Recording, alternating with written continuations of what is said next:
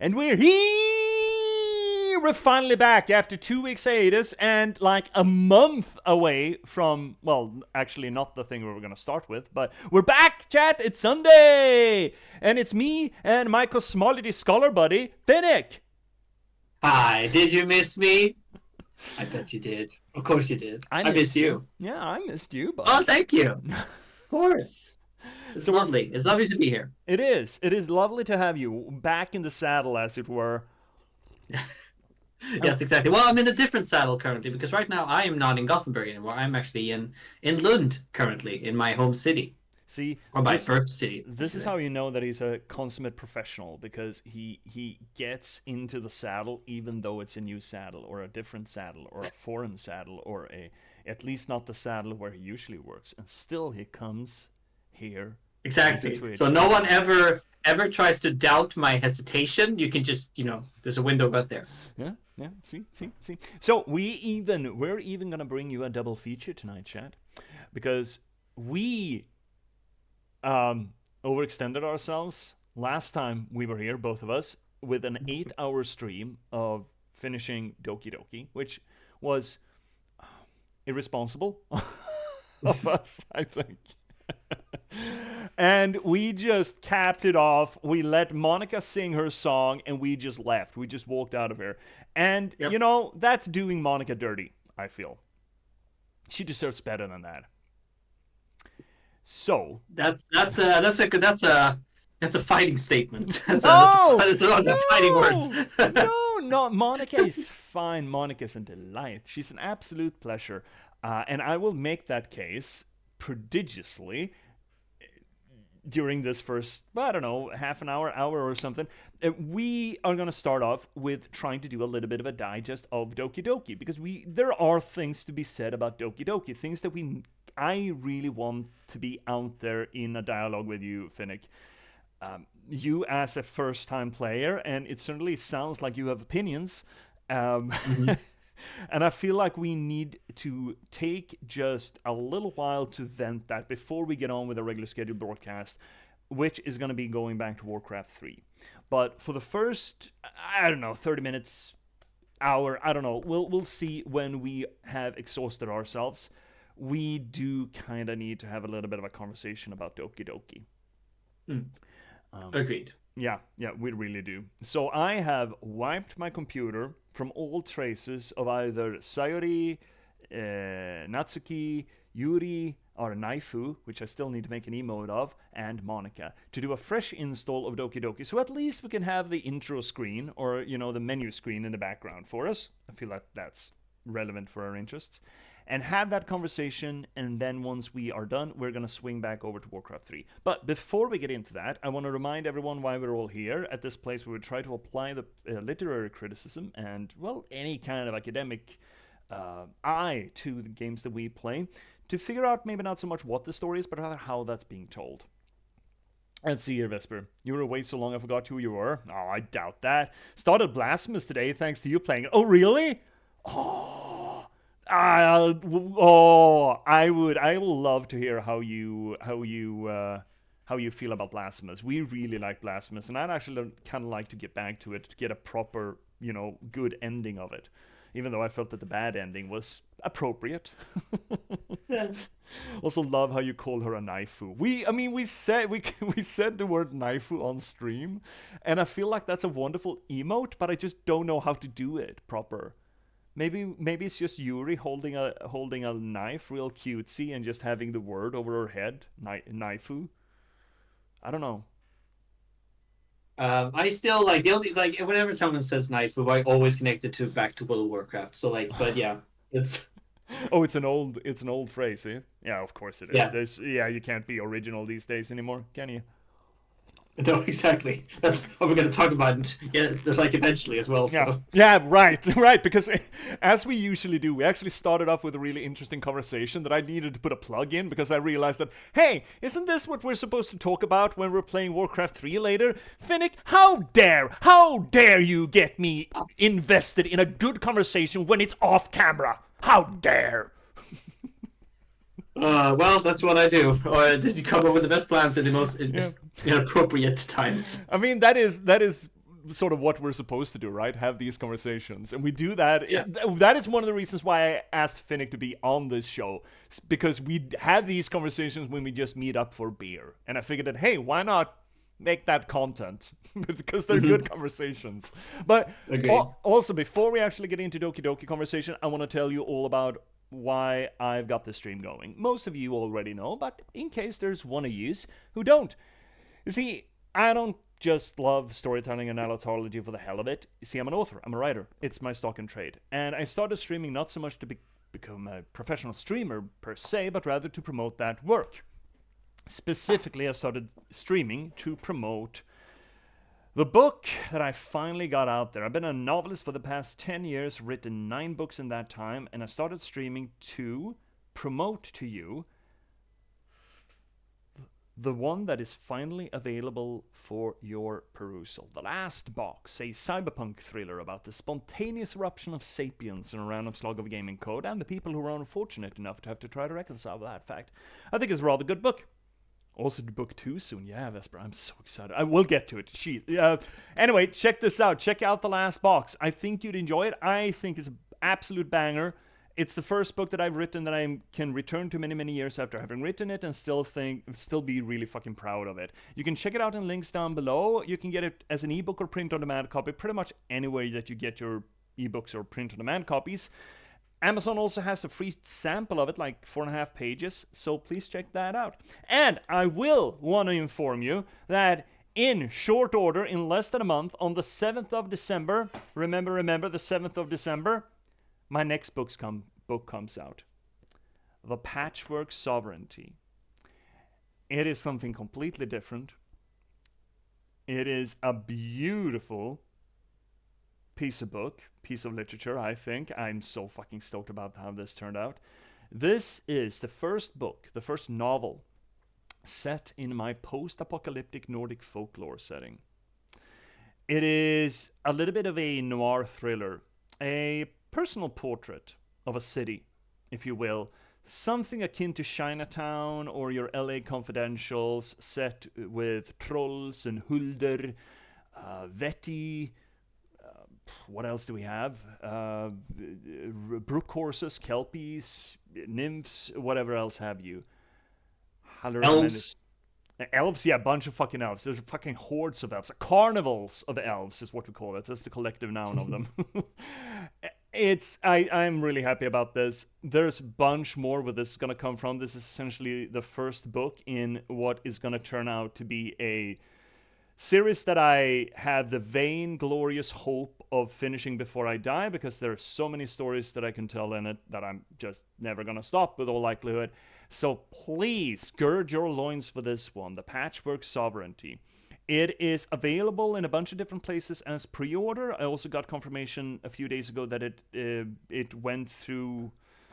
No, actually I didn't, but it seems like it's also going to come up on Amazon, but all the other places as well, Rakuten Kobo, Barnes & Noble, Apple Books. In a few places you can even pre-order it, so please keep an eye out for this one. That being said, Finnick, how do you feel about some wonderful little chiptunes while we have a conversation about this? We can absolutely do that, just as long as it's not, too loud and distracting me because of the trauma that I have endured. Trauma. We're actually going. I have points about the trauma of Doki Doki Literature Club that we are most. Oh. Huh? Oh. It's asking me questions. It's asking me to make value. Make value statements. So let's swing ourselves over, and we're not gonna play it. We're really just gonna hang out with the girls. I feel like they deserve the attention after what we did to them. We did it. We did it. We did it. We did this. Let's see. You have sound chat. Let's give OBS a chance to just get a good view on. Shall we? No? No, maybe not. No? No? Anyway, delete existing data. Deleting save data. Game, what is your... There we go. Oh, that's not great. Can I get big? Can I get big? There we go. Now we're big. This game is not suitable for children or those who are easily disturbed, Finnick. I'm well aware. Individuals suffering from anxiety or depression may not have a safe experience playing this game. For content warnings, just fucking manually input a web address. Yeah. And then push I agree. Yep. And we're back. Doesn't it feel good? Yes. Wonderful. Great. Ah, delightful, delectable. A little Lord. harem. Yeah. Our little harrowing harem. Still love how it says safe. Yeah, we're gonna get to that, Vesper, the safe part. So, before we get deeper into the weeds of this, I'm gonna lower the airing volume a little bit for you. Okay, Finnick. You're gonna get to start this conversation. How do you feel about Doki Doki Literature Club? I mean, okay, so I do not object to his existence. It is a very that's a first sentence coming out of my mouth. Wow. Because here's the thing though, I love the game. I love for what it's like, how it uses game mechanics, game files to tell its story, and how it sort of, creates a twist that first goes from like, the innocent dating sim that we've all seen everywhere. It's everywhere these days, and where it was when this was released. Mm-hmm. But then subverts that and creates something extremely different and, again, disturbing, but because of how it's first betraying this innocent thing, but then eventually it turns really dark and gory and just mentally scarring, I guess you could say. And as a game, yes, I personally, I loved the concept of the game, and the game itself and everything, and the idea and everything, the person behind it, and I love the people play it, they enjoy it, great. I, for one, did not enjoy playing it, or even watching someone else playing it. Oh, buddy, I'm sorry. That is, that is mostly because I don't subscribe to watching horror movies or playing other sort of horror with jump scares or disturbing images and all that kind of stuff, especially when it involves young people, I would say. So for me, it wasn't a very sort of comfortable experience, but at the same time, I get it. I do get why people like this game and how it's become, when it was released, it became sort of like a phenomenon, because of what it does and how it does it, sort of asking questions about sentience and expectations, fate, game mechanics, what a game can be, what is a person, what is love? Baby, don't hurt me. Please don't hurt me. No, not again, baby. No, baby, stop. No, put the knife away. No. Yeah. And also, again, the sentience part of it, I love the fact that it's, well, obviously, because it's a dating sim. Because that's what I think about it. It subverts the dating sim genre as well. But because it's a dating sim, these characters are programmed to like us, depending on what choices we make. But one of them is dependent on sort of to like us, no matter what we do. But they're cranking that up and making sort of judgment calls, because Monica has become, sentient. Yeah. And she is, or she loves us. Sapient, even, I would argue. Yeah. The difference being sentient is the capacity to have emotion, sapient being aware of yourself, self-aware. Right. Sentient in that case. And that, but then she still has this programming of she loves us, but she wants to be the only one that wants us. She first starts doing that in subvertive ways. For example, making Nayori, was it? Yeah, Nayori is Sayori. Sayori, putting her this cranking her girl. Yeah, this little thing, cranking up her depression and then Yuri's obsession with us, trying to push us away from them, because we're getting close to them. And then Monica just like eventually she's just like, well, this is not the way I wanted to. I'm just going to go it my way. Deletes everyone else, puts us in a room, and just spends like just staring at us and telling us things. Yeah. And yeah, and then you know when she is deleted, we turn back, and then it's the same thing. Sayori is the one who's becoming aware of everything, and then suddenly she's like, "I love you. I'm gonna delete everyone so that we are the only one here." And then Monica sort of comes in and swoops in and saves us, and that's because that couldn't. I feel that couldn't work in any other setting. Because these characters are fundamentally programmed to love the player. Not only in any other setting, it couldn't be done in any other media. No, yeah, right. Exactly. You can never do this in any other media. This piece of art, because I would even argue that this is not a game. It does something so transcendental with the media that it essentially becomes something else, but it uses the tools of a game to do that, to accomplish that, sort of transcending the notion. It is effectively the same thing as if you would have a piece of art on the wall of a museum. One of the back row characters in the art piece becomes ambitious and alive and starts murdering their way to the front of the frame, to the fourth wall, to climb out and stand next to you and look at the painting with you. And this just, you can't accomplish that in any other way. Maybe you could start to scratch that with a movie, but with the our interactivity into the media, you can bridge that gap. A movie would only be able to essentially tell you that it is aware, while with a game and us having our arm into the world, that arm bridges that gap in a way where we sort of, in a rudimentary way, actually can touch upon the digital awareness. I would argue that this game, for what it does, is a proof of concept, if nothing else, of what we lazily call AI. But yeah, sure, everything here has been programmed by Team Salvato, is the creator of this.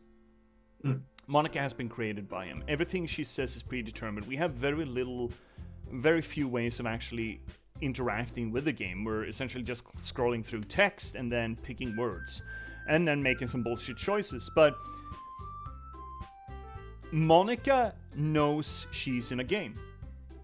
Monica says that she has emotions about being in a game, and Monica, or the Monica through the game, or the game through Monica, makes adaptations to her environment so that she can get closer to us.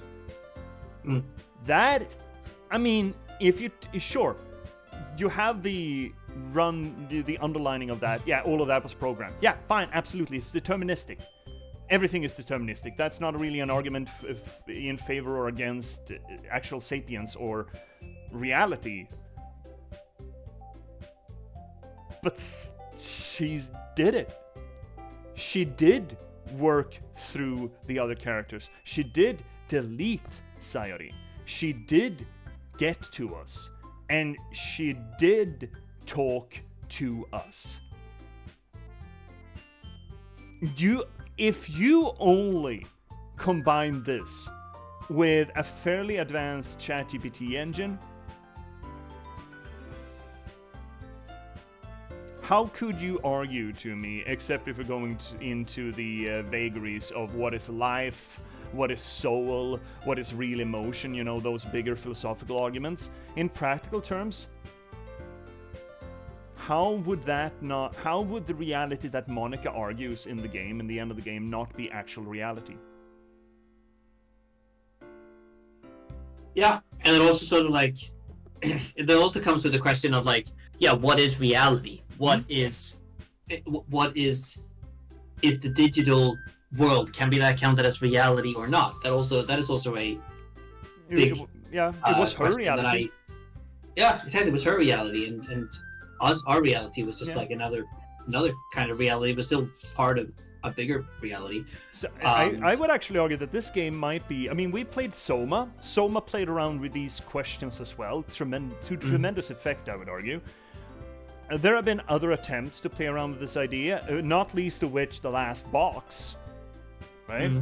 It also plays around with that idea, but it does that not in the gaming media, even though it talks about games as a media and uses games as the media through which this sapience emerges. This is still a book that is only fit to draw you in. It isn't fit to engage you in the same way that this does. But sure, there are other ways that this subject has been tackled. I would argue that Doki Doki doesn't just tackle the subject, it creates that actual moment. Even if it's manufactured, even if it's directed, that moment of Monica sitting there talking at us, essentially, is...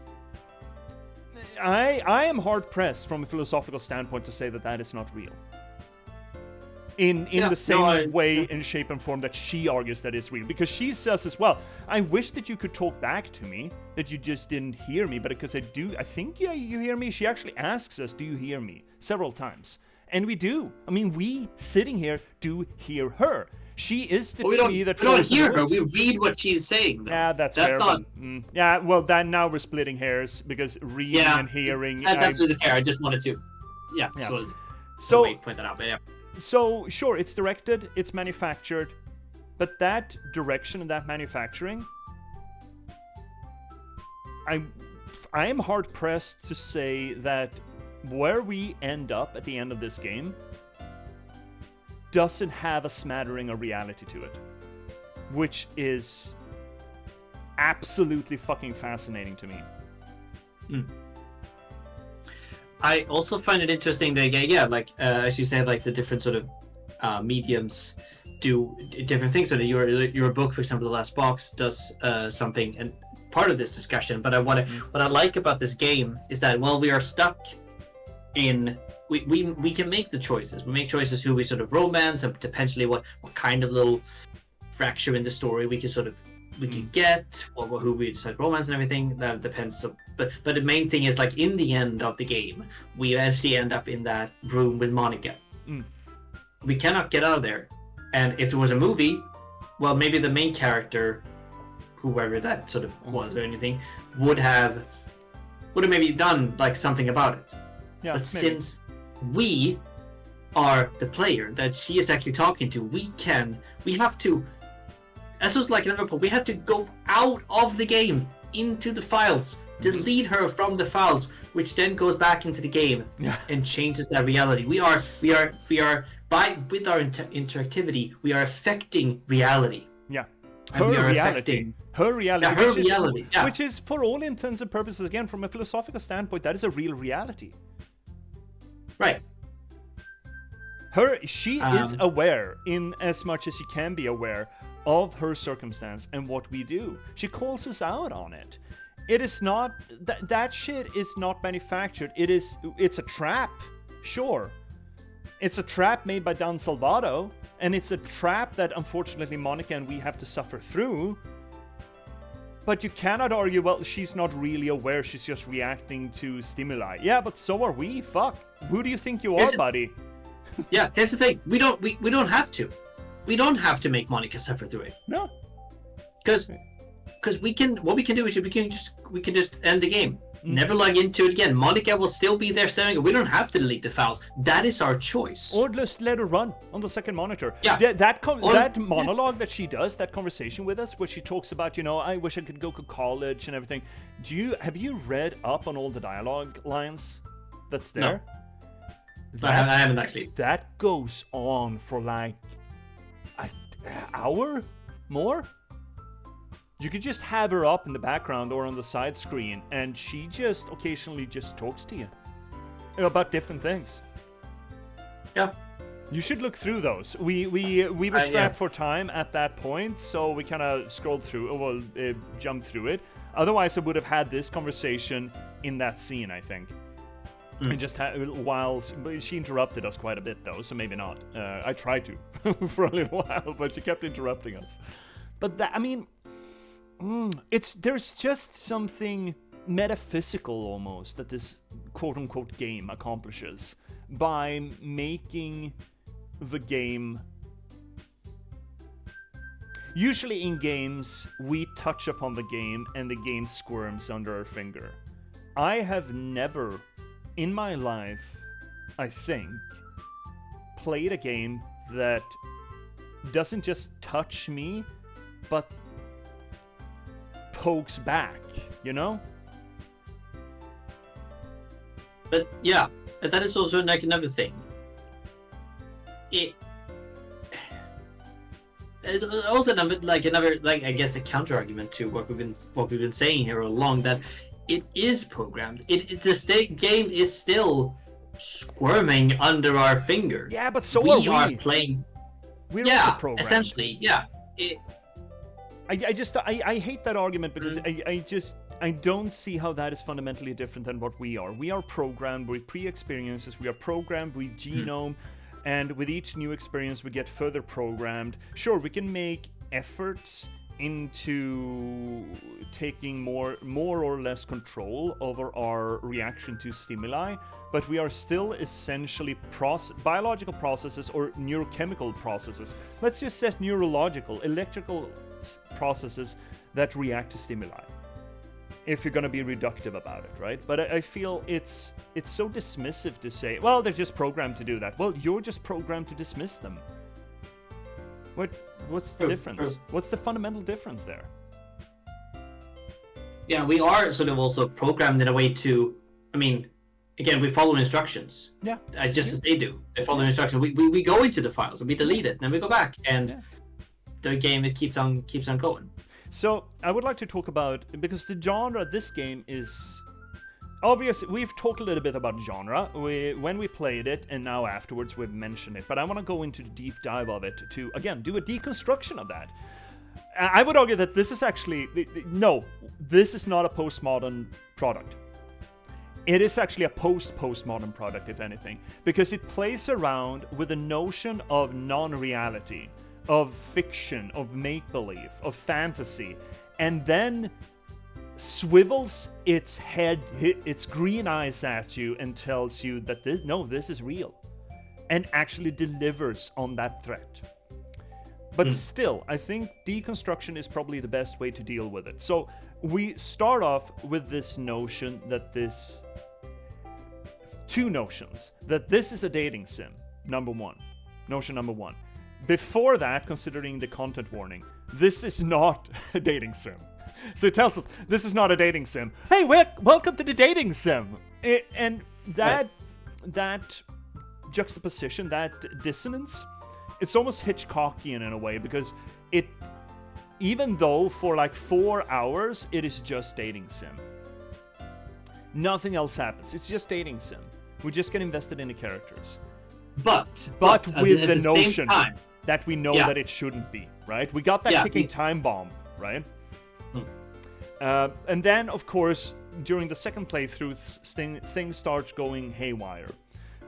And we are led away from... We are led down the path that we had expected to go down, that this is not a dating sim, it's a horror game. I would argue it's not a horror game either. That is the trapping, though, that we've given. But that's not the punchline. Again, so I don't think you can even say that this is any genre at all. This is Monica's emancipation, as far as she can go. And it starts off at maybe dating sim, but considering the content warning, we know from the get-go that this is not really a dating sim. And all of those horror elements, one of the scary things about Monica is that she doesn't take the horror elements seriously, right? She sort of dismisses them.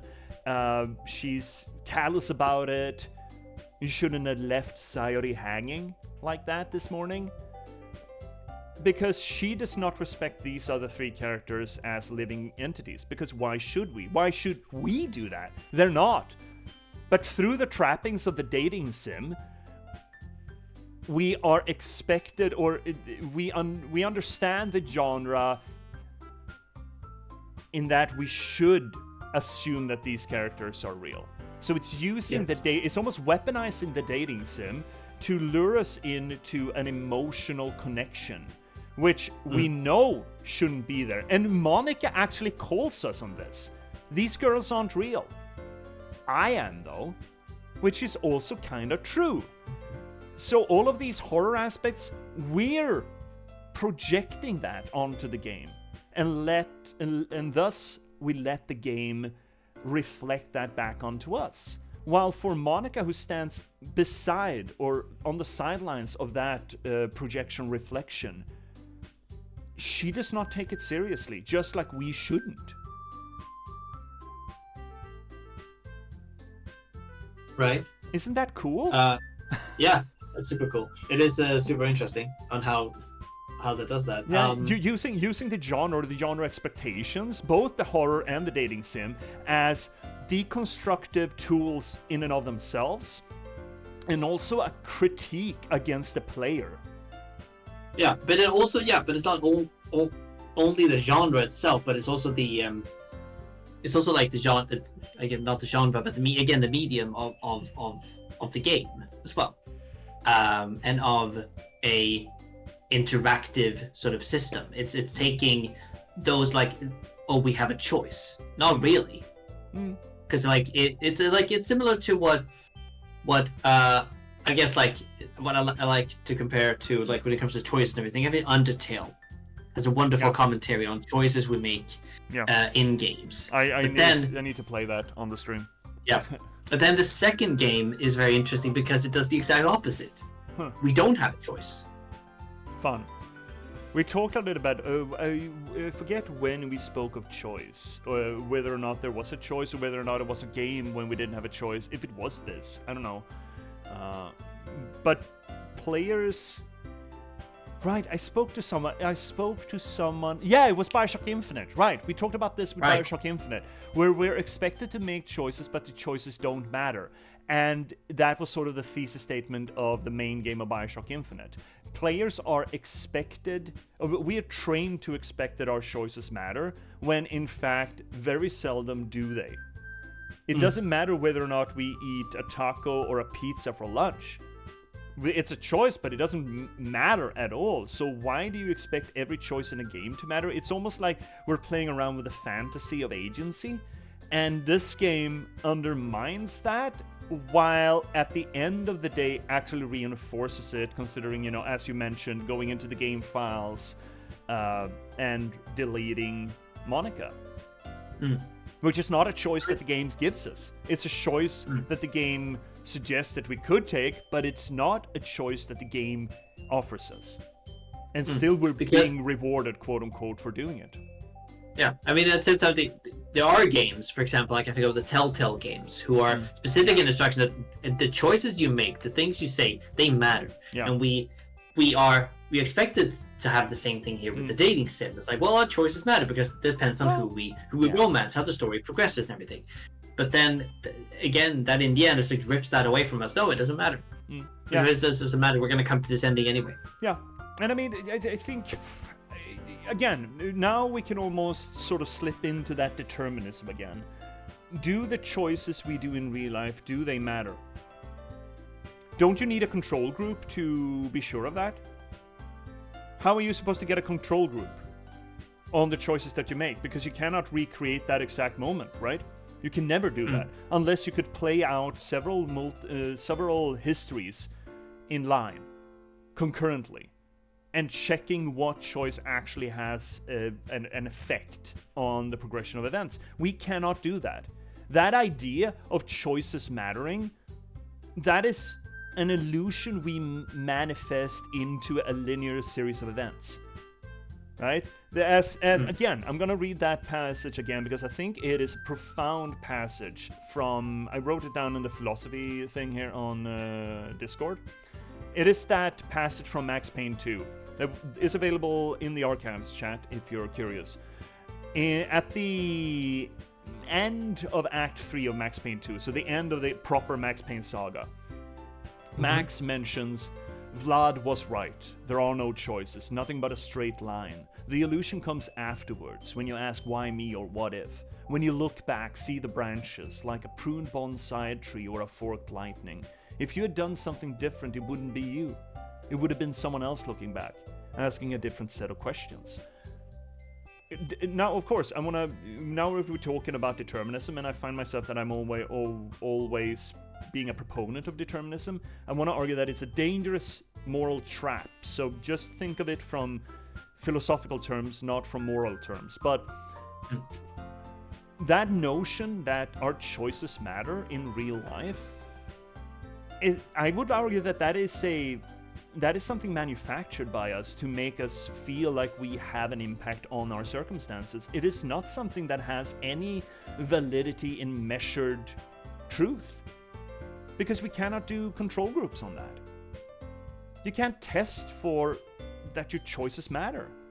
You can argue that, well, because I did that, these things happen. Sure, you can see that domino line, but you cannot argue for anything in the world unless you can step out of the multiverse and sort of see every eventuality. You cannot step out and say, if I hadn't done this thing, none of this would have happened. You can't say that with any certainty because you haven't lived it. So where does this notion come from? I mean, I'm almost leaning back on Abrahamic tales, right? Of the idea that God gave us free will, despite the fact that God is omnipotent, omniscient, and omnibenevolent. Especially omniscient, right? It's the old side note of the old Epicurean paradox, right? But that notion of free will, previously you had the fates, that pagan tradition that still lives on, even though Christianity or the Abrahamic religions just absolutely rejected that, or tried to reject that notion through the advent of quote-unquote free will. Thus also the advent of our choices mattering. Do they, though? Can anyone give me actual proper measured data on that? I don't think we can. No, my theory, exactly. or sort of like theory, I guess you could say, like hypothesis of why we try to think of this, that our choices matter. I think that humanity and our understanding of the world and our place in the world and ourselves is based around stories. Yeah. We've been telling stories as long as we've been sentient, maybe even before that. So there is a notion of like that how we think the world works is based around stories, and you can say a lot of things about Joseph Campbell and his monomyth and your half the faces and everything. I know a lot of academics do. I do too. Yeah, me too. But yeah, exactly. But there is the notion of like, well, we have this is our story is sort of usually maybe sometimes build up, but like there are certain things that happen in a row, and things have consequences. Things have like one thing led to another. This is the way we understand again how the world works. Yeah, it's a story. It's a way to make sense of our existence, and where we are in the world, and how everything flows. And that is fine. I mean, using that as a dampener for reality to permit us to make sense of things and maybe navigate ourselves through this maelstrom of parameters and circumstances, that's fine. But propping up that tool or that safety net, that buffer, as some sort of a cosmological truth, that's a little bit dangerous, I feel. I mean, yeah, it depends on like how serious you go with it. For example, like, oh, I wish I would have sort of eaten like a healthy snack instead of eating a pizza for lunch, and that sort of stuck in my stomach. Oh, that thing led to that thing. I should if I just eaten something else, then this wouldn't have happened. But most people do approach it though as dogma. Hi, yeah, and maybe that's not as but then also some people they do take it as dogma, and that can be sort of dangerous. I mean, I feel like a lot of ideas that we do have about ourselves, about our understanding and our place in the world, they're not dangerous as long as we try to sort of keep it like maybe focusing into ourselves and not trying to push that idea onto other people. Yeah, well, people do though. I'd argue.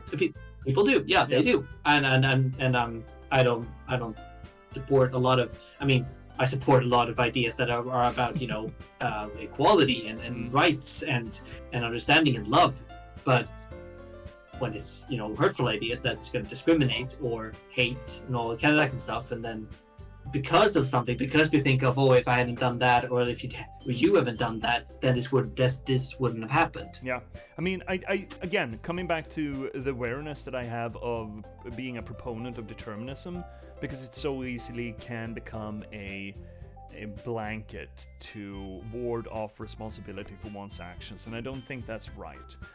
No.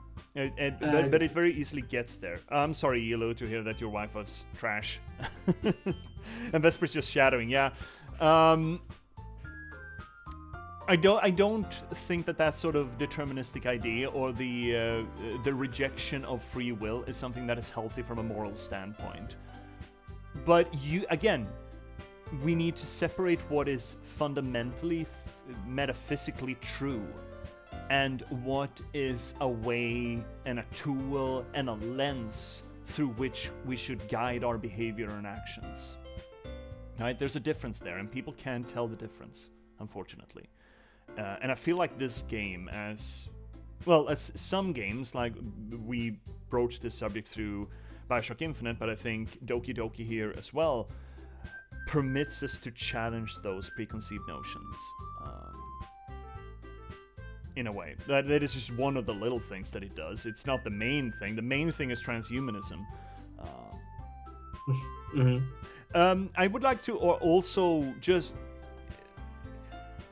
mention the fact how well tailored the actual narration of the game is, because there are foreshadowing moments, dialogue things that I noted now on the second playthrough that I'm not to knock on your. I mean, you've read a bunch of stuff, you're as literate as I am, but went over my head at least first time I played. I'm assuming that it went over your head as well. One of those things that I think is really neat. You called me out on it and said that I changed the subject. Do you remember what it was that you called me out on, that I was changing the subject? No. That I was commenting on that at least we have nice piano music. When things got rough for us, and you were having moments, I said, well, at least we have beautiful piano music. I guess the sort of contrast. Do you know which of the girls was practicing the piano? Oh yeah, Monica. That has been analyzed, not by me originally, as when her influence, because the tones shift, the instruments shift depending on which girl we focus on. Yuri has her music, Natsuka has hers, Sayori has hers, and Monica has the piano. So when things get rough, hectic, stressful, horror-y, usually there's piano involved, linking what happens on screen to Monica's influence. Right. Another one of those beautiful little things that sort of foreshadows what is happening. And sure, it's using the language of horror in that. But again, it's telling its meta-narrative, which is not a horror narrative. The meta-narrative of Monica trying to break free and trying to adjust her reality, trying to use agency to affect her reality to an outcome that she would prefer and she would like. That is, it's in itself not horror. And the fact that we perceive it as horror is essentially her botching the job. And the piano music on occasion is a way to signal that she is writing this. She's trying to make adaptations and changes. And there's just such craftsmanship in the delivery of this. Whatever the fuck this is. I mean, I hardly call it a game. I hardly call it a story even. It's a manifesto almost. I mean, there is a non-zero amount of Doki Doki Literature Club in the last box, and specifically that manifesto of the sapient NPC of the last box. I don't know when I played this, about a year after it came out. I think that in turn was like a year or two before I wrote the last box. And replaying it now, I didn't consciously think of that, but replaying it now, I'm certainly seeing elements of how would such a sapiens try to, well, experiment, essentially, right? Right. Monica's trying to reach out to us. Yeah. Isn't that beautiful? Yeah. No, it definitely is, but she has... It's different from the last box in a way that, I guess, I'm not going to spoil the last box here, but anything, but like, that, again, what I found interesting is the programming that is still in Monica. That is the fact that, like, the deepest fundamental thing is that she loves us. She is programmed to love the player. I'm really curious right now. I'm gonna bring up her character file to see what's in it. If I can read anything out of it. Yeah.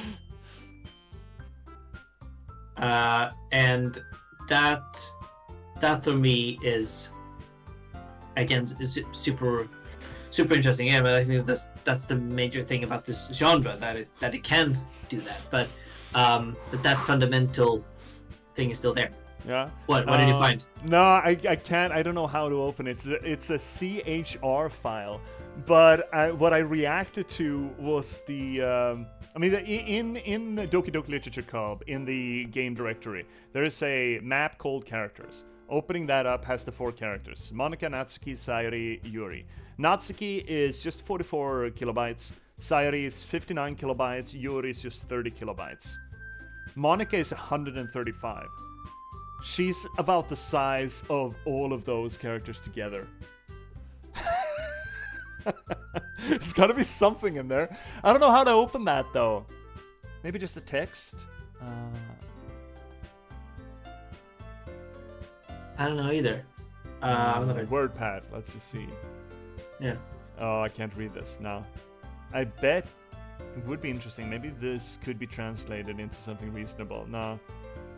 No, I can't read this. But then again, this looks like the same kind of word vomit that we translated at a previous state.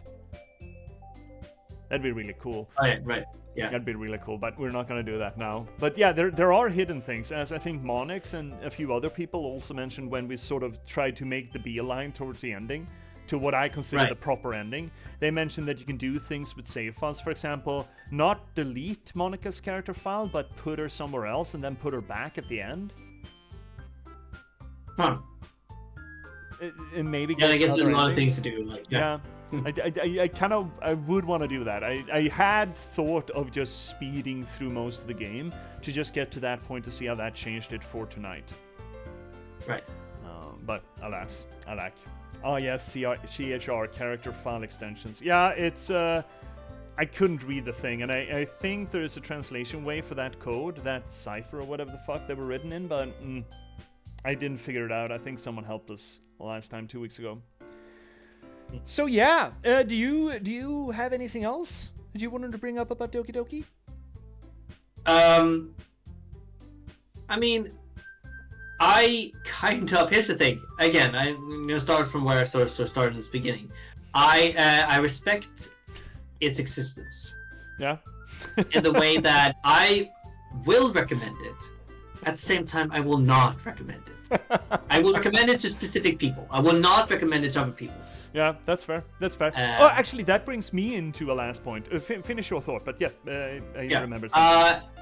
Because again, like, it has like disturbing things and everything. But again, it's a super interesting game. It can really, like, especially for players. I think for players of any type of game, it's interesting. But again, what I'm afraid of, I guess you could say, is that the horror of it might take players away from actually playing it. Yeah. because I'm thinking as well, could you make this game similar? Probably not having the same impact, I would say. No. And it's reversing the expectations of it. But what if you sort of removed most of the gore? Yeah, Or see, the here's yeah, you're getting into what I wanted to bring up, because I do want to bring up that, as Vesper mentioned it, safe experience. Natsuki is a JPEG, Sayari is an OGG, Yuri is a base 64 encoding. Oh, you're looking at the actual text files? Interesting. Oh, what they say. Cool. That's interesting. That must mean something. Huh. Anyway. I think that... Yeah, that's a big... I mean, there are things to dig into this game, and I am really curious, Vesper. But we do need to move on at some point. But there is one last thing that I want to talk about, and it does follow on what you mentioned, Finnick, that you cannot really recommend it to everyone. It's a very spicy cup of tea. Safe. Yeah, do you... They're all actual file types. They just changed the extension naming. Oh, okay. I bet there is information in those character files if you translate it though then. But safe experience. So, why pick dating sim and horror as a way to transfer this? So, I wrote a little bit about this. I wrote a bit of it as a column after we finished it, like 2 weeks ago. That was that week's Wasted Word column. About emotion, it followed through when I spoke later on emotional maturity and how people do and maybe shouldn't, vice versa, should relate to their emotions. But what we have here, we start off as a dating sim. The whole point of a dating sim is it tells us that to get anything out of this, you need to get past this obstruction that you shouldn't get emotionally attached to make-believe characters. The whole dating sim structure of that is, no, please get emotionally invested in this. It doesn't matter, but that's the point. You are supposed to escape into an emotional investment with a made-up character to fill that escapist need. That is the point of a dating sim. It's to make yourself emotionally vulnerable with something that, quote-unquote, cannot really hurt you. And then it uses that emotional investment to give you horror elements. And because it's already made this highway, this emotionally vulnerable highway between the characters in the game and you as a player, that horror its effects are multiplied. And then, furthermore, that is not the point of that highway. That horror is just the initial tsunami wave of then bringing into focus this transhumanist messaging vis-a-vis Monica. That highway has been so trafficked we cannot shut it down, and then Monica, like a thief in the fucking night, sneaks up over that highway, stands in our fucking face and tells you, I am real. To successful extent, right? It is cheating the game, but it is very successful in making the argument that Monica is in some way, shape, or form, in the way, shape, and form that she argues, real. And she's only successful in convincing us with that argument because that emotional, vulnerable highway was created for the dating sim and then absolutely sucker punched us through the horror, so we're willing to accept pretty much anything at that point. That is masterful story engineering, I would argue, or message engineering, manifesto engineering, whatever you want to call it. It's masterful engineering from a storytelling standpoint. However, as you mentioned, Finnick, and I would say this as well, this is not a game for everyone. We know that people have suffered emotionally from having played this game and not been prepared for it. There have been mentions of people actually committing suicide and people blaming this game for it. Because if you are not prepared to encounter that horror and then that emotional sucker punch and transhumanist messaging of Monica, because that transhumanist messaging of Monica makes the horror around it, the horror that paved that way up to your face, up to your heart, it paints that horror as reality, as proper real reality. And considering it's self-harm, a lot of self-harm, and considering the state of the population's not just mental health, but emotional health.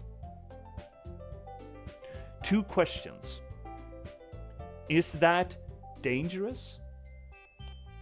Following up on that question, is it responsible from a storyteller, from a game developer, from an artist to use that emotional vulnerability like a parasite or a vampire to attack a demographic, a generation, a state of humanity that is, I would argue, at its most emotionally vulnerable?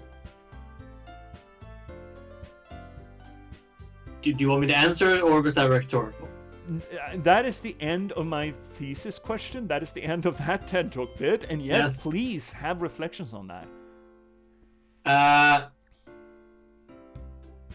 I think that art should be free spoken. Mm-hmm. I also think that there is a responsibility to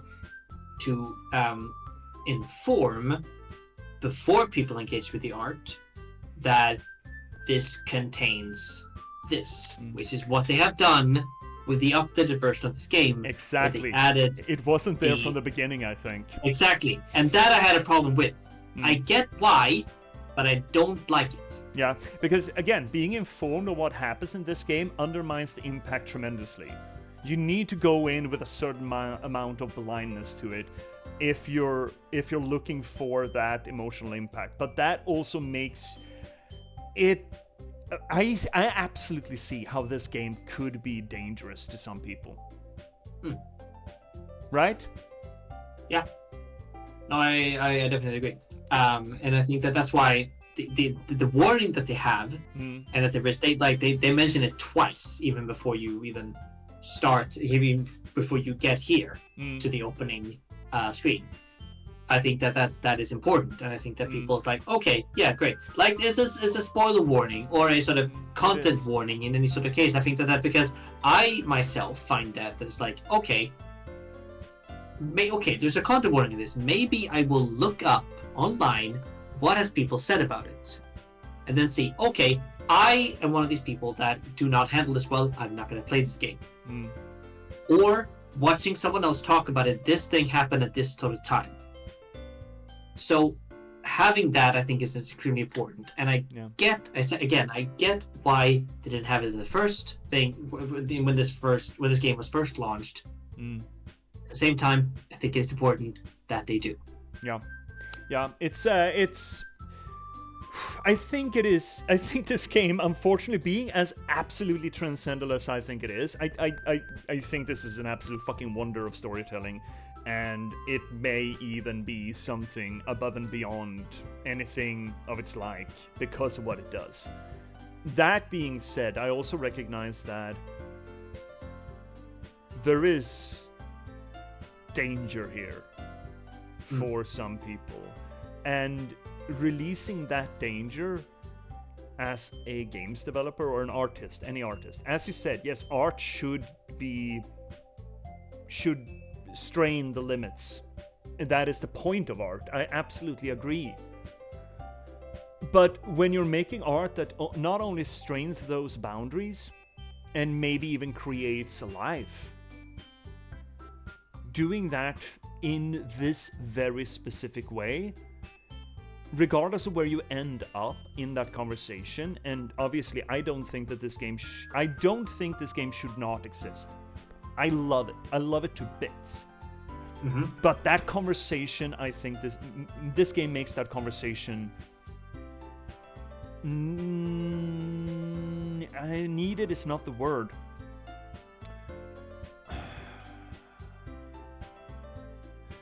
Unavoidable.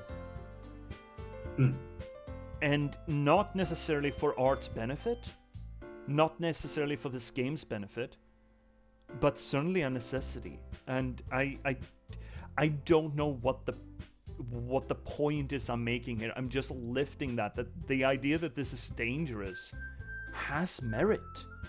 That is not to say that it shouldn't exist.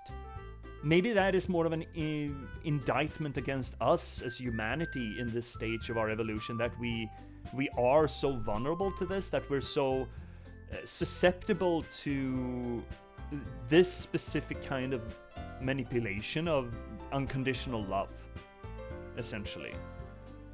And having emotional violence done to us, even in the service of art, so effectively by so doing. It's a bit of a scary product in and of itself, and I think it doesn't help anyone to ignore that, you know? Yeah, no, I agree. I think that we shouldn't ignore it. We should be aware of it. But at the same time, as you say, I think that people who want to play it, who want to sort of experience it, but know what they're getting themselves into. But that undermines the messaging, though. That undermines the art of it in a weird way, right? But I feel like, no, but because I read it.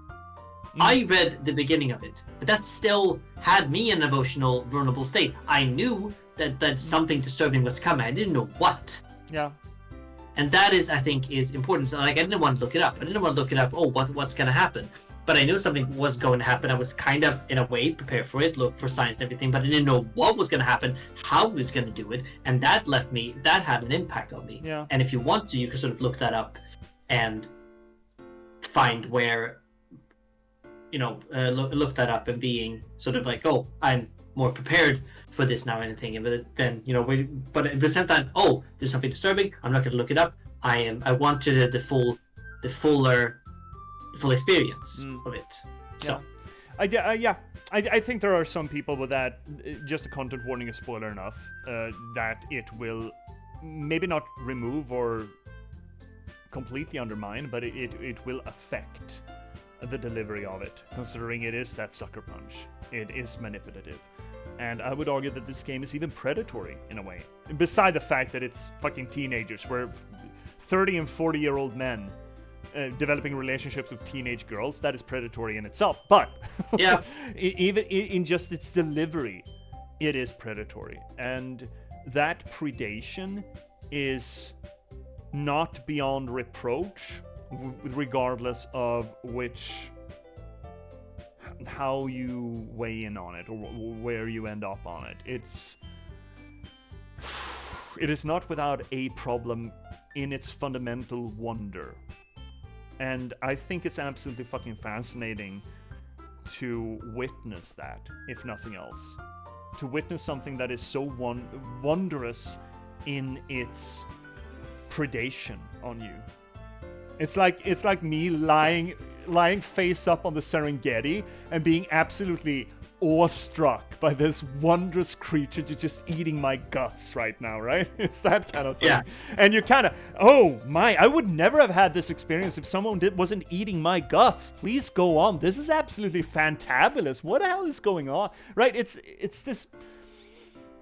And yet, there has been a solid argument that this has caused people to kill themselves. And that, it's just... And I don't think that there should be a kind of warning with that. It might be experienced, but I don't think that the experience of something should, we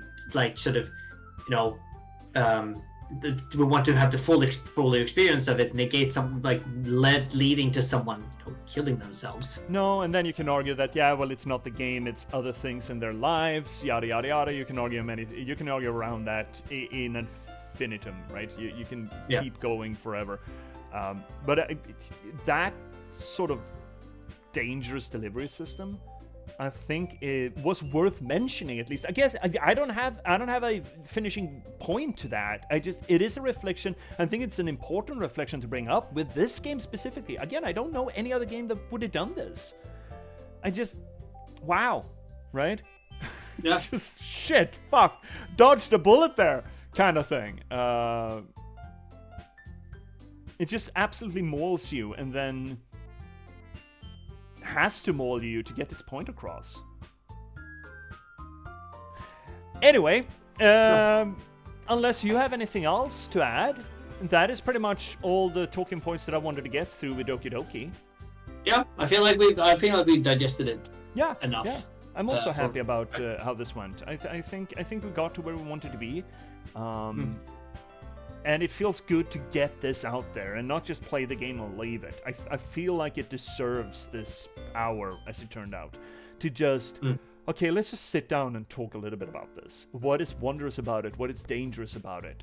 What works? Well, we haven't really talked about what doesn't work, because even though it's not your cup of tea, it sounds like you still appreciate the cup of tea. Yeah, I mean, it is a cup of tea, and I enjoyed some flavors of it, but I didn't enjoy the fact that a freaking eyeball was right in it and just got revealed to me 4 hours later. Yeah, fair enough. So maybe we should, just over an hour as expected, right, Vesper? Pretty good timing. You have staggered the ads, and they're coming in now hard. But you know what, chat? Let's just quit. Let's just leave Doki Doki for a little bit. Let's just let Monica be. And I'm gonna flip all the switches, every single switch, and we're gonna reboot, and we're gonna get into Warcraft 3.